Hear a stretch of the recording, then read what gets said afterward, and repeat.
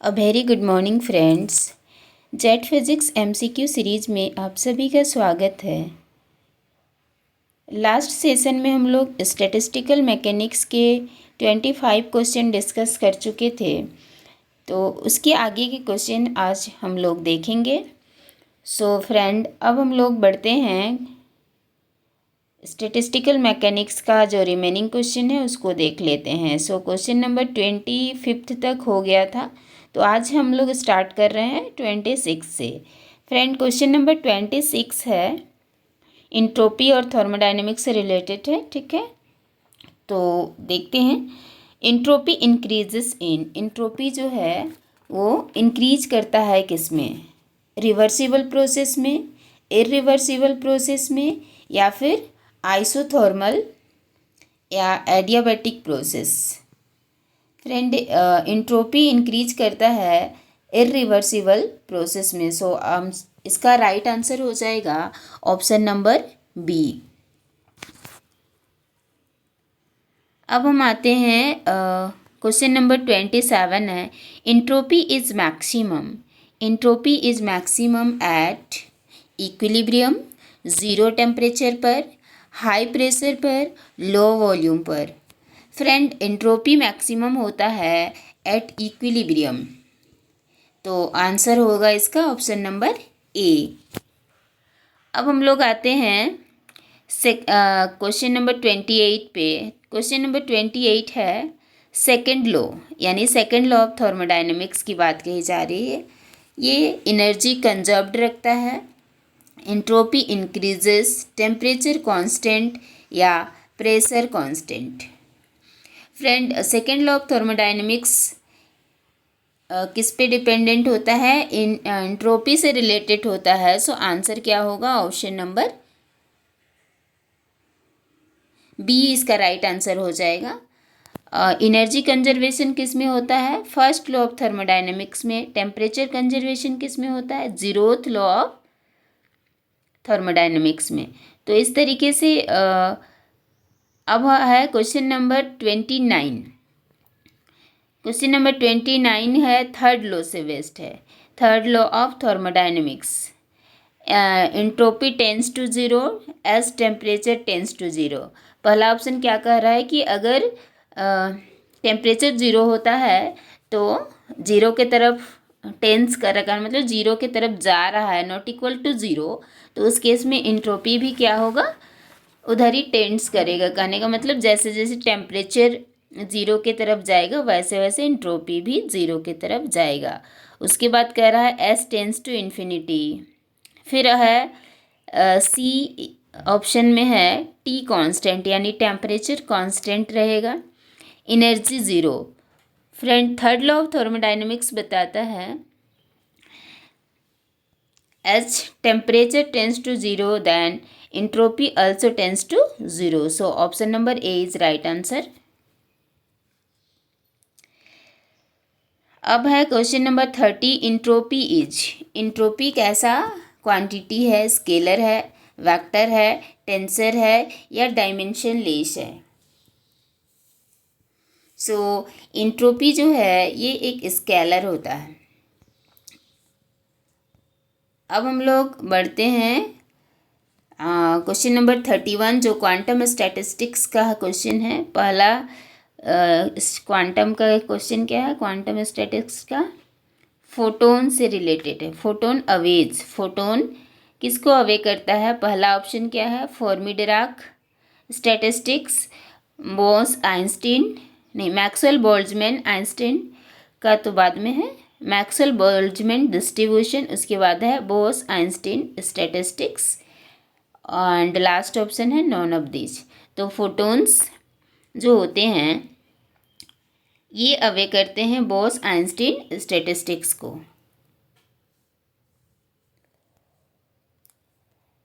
उसके बाद है 32, इलेक्ट्रॉन्स, इलेक्ट्रॉन्स जो कि फर्मियंस में काउंट होते हैं, ये किनको अवे करते हैं? पहला ऑप्शन फिर है बोस आइंस्टीन स्टैटिस्टिक्स, फॉर्मी-डिराक स्टैटिस्टिक्स, उसके बाद है मैक्सवेल बोल्ट्जमैन स्टैटिस्टिक्स या डिस्ट्रीब्यूशन, या फिर नॉन ऑफ दीज इलेक्ट्रॉन्स को हम लोग क्या कहते हैं, फर्मियोन्स फैमिली में ये आता है। किस में आता है, फर्मियोन्स फैमिली में। Electrons are fermions. So electrons obey Fermi Dirac statistics.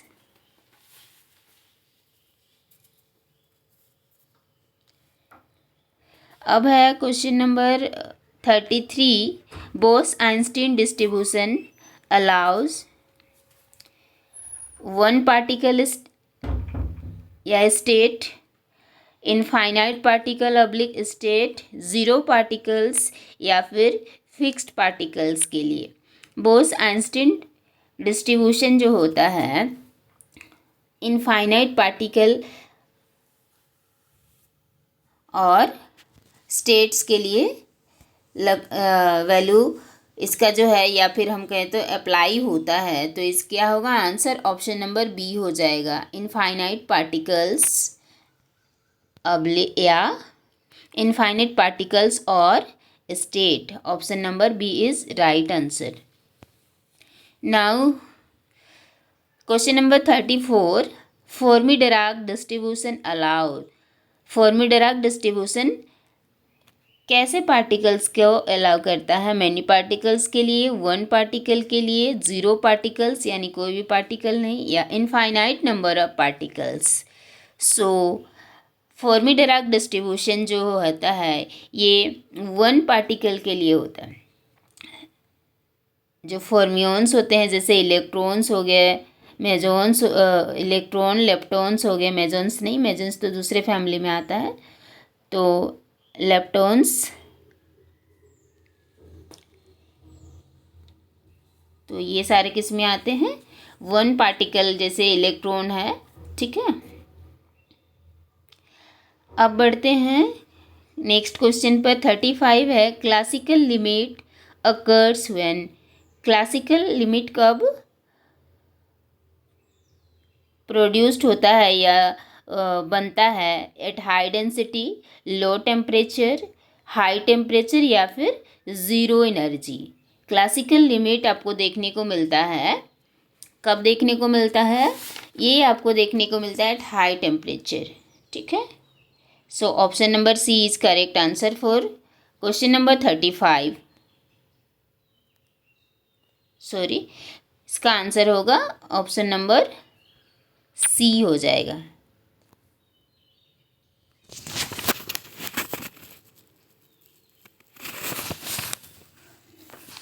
So question number 36 जो कि आपके सारे टॉपिक से रिलेटेड है, मिसलेनियस, तो इस पे हम लोग देखते हैं पहला क्वेश्चन क्या पूछा गया है, यानी 36 नंबर क्वेश्चन मिसलेनियस का first question. Phase space dimension. Phase space जो डायमेंशन है, जैसे वो 3n होगा, 6n होगा, n होगा या फिर 2n होगा। तो फ्रेंड इसमें होता है कि कोई अगर एक पार्टिकल है तो उसके पास टोटल कितने फेस डायमेंशंस हो सकते हैं। तो एक 3D एक डायमेंशन में जब कोई 3D बॉडी है वो मूव करेगा तो उसके पास टोटल, मान लेते हैं n नंबर ऑफ पार्टिकल्स है, तो उसके पास कितने डायमेंशंस बच गए, 3 डायमेंशंस बच गए। अगर 3D बॉडी है तो उसका कितना होगा, 6n डायमेंशंस होगा। सो आंसर क्या हो जाएगा, ऑप्शन नंबर बी हो जाएगा। अब बढ़ते हैं नेक्स्ट क्वेश्चन पर। ल्यूबली theorem. ल्यूबली theorem applies to thermodynamics.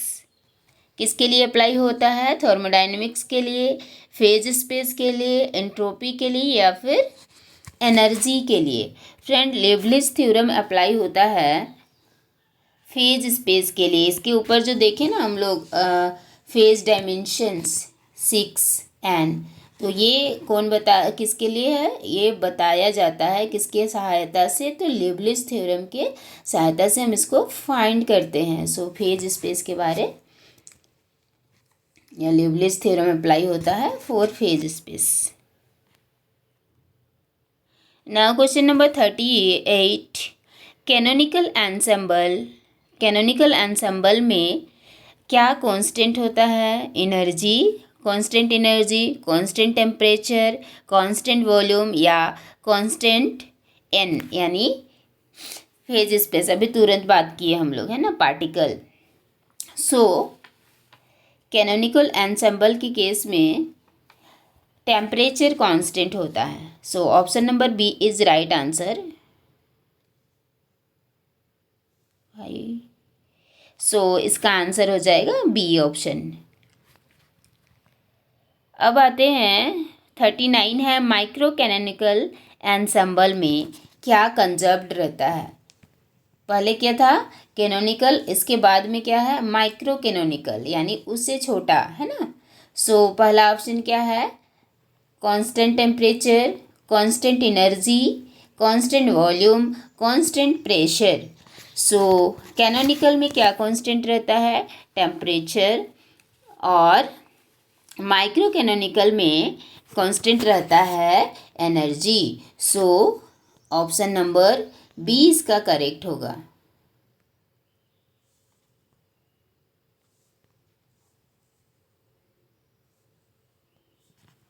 इसका राइट आंसर होगा ऑप्शन नंबर बी। तो अब हम लोग बढ़ते हैं नेक्स्ट क्वेश्चन के तरफ। देखिए, अब क्वेश्चन है ग्रैंड कैनोनिकल एंसेंबल में इसमें क्या कांस्टेंट होता है या फिर वेरिएबल होता है? अभी हम लोग देखें canonical, micro canonical.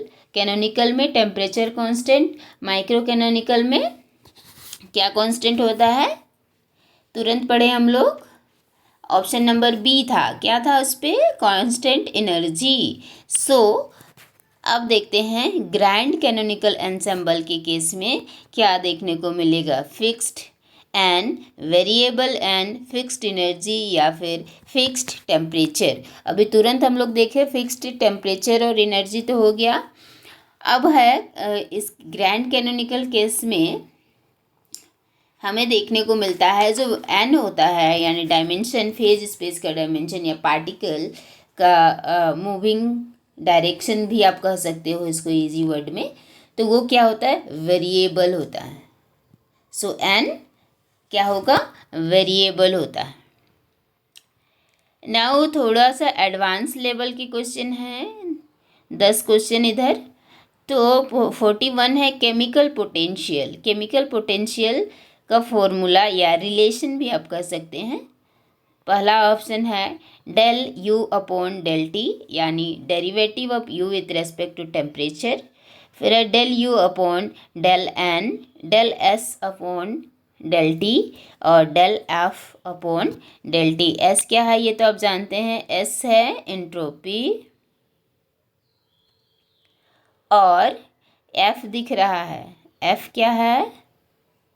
Helmholtz free energy ना, हेल्महोल्ट्ज़ एनर्जी भी कह सकते हैं या फ्री एनर्जी, ठीक है।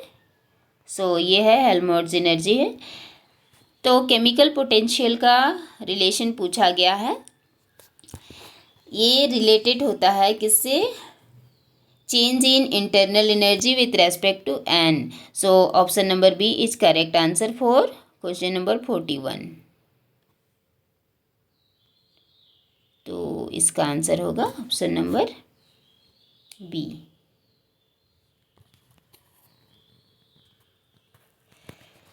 उसके बाद है 42 partition function increases with. Partition functions जो होते हैं वो कैसे इंक्रीज करता है? एट डिक्रीजिंग टेम्परेचर, टेम्परेचर घटाने पर, इंक्रीजिंग टेम्परेचर, टेम्परेचर को बढ़ाने पर, या फिर no change in temperature that is called constant temperature या ज़ीरो टेम्परेचर। पार्टीशन फंक्शन को इंक्रीज करना है तो उसके लिए क्या करना पड़ेगा? टेम्परेचर को बढ़ाना पड़ेगा। तो टेम्परेचर बढ़ेगा तो क्या होगा? पार्टीशन फंक्शन भी बढ़ेगा, डायरेक्टली प्रोपोर्शनल होता है।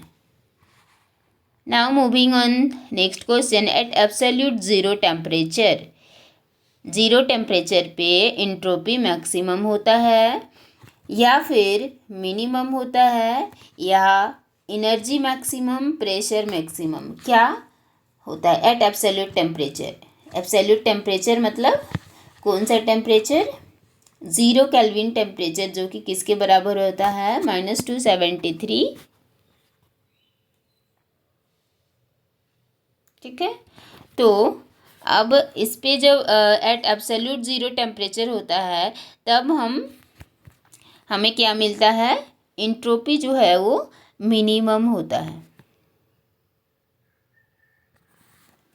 यानी सबसे कम एनर्जी लगेगा। ठीक है, अब आते हैं डीजेनेरेसी मीन्स। डीजेनेरेसी का मतलब क्या होता है? डीजेनेरेसी का मतलब क्या होता है? पहला देखते हैं, same level of energy, same energy levels, different energy level, zero energy या फिर इनफाइनाइट एनर्जी। डीजेनेरेसी का मतलब होता है एनर्जी, लेकिन कैसा लेवल ऑफ एनर्जी? एनर्जी है, यहाँ से ऑप्शन से क्लियर पता चल रहा है, बट डीजेनेरेसी का मीन्स होता है same energy levels. So option number A is correct answer.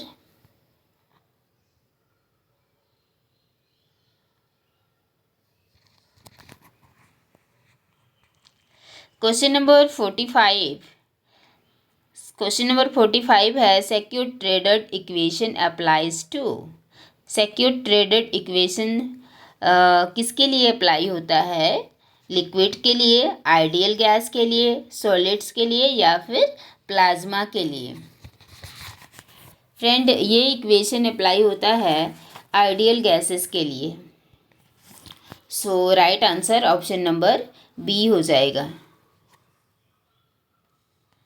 उसके बाद है density of states depends on. Density of state volume पे डिपेंड करता है, एनर्जी पे, बोथ या फिर none of these. State of density भी आप कह सकते हैं। Density of states depends on, ये वॉल्यूम के साथ साथ एनर्जी पर भी डिपेंड करता है।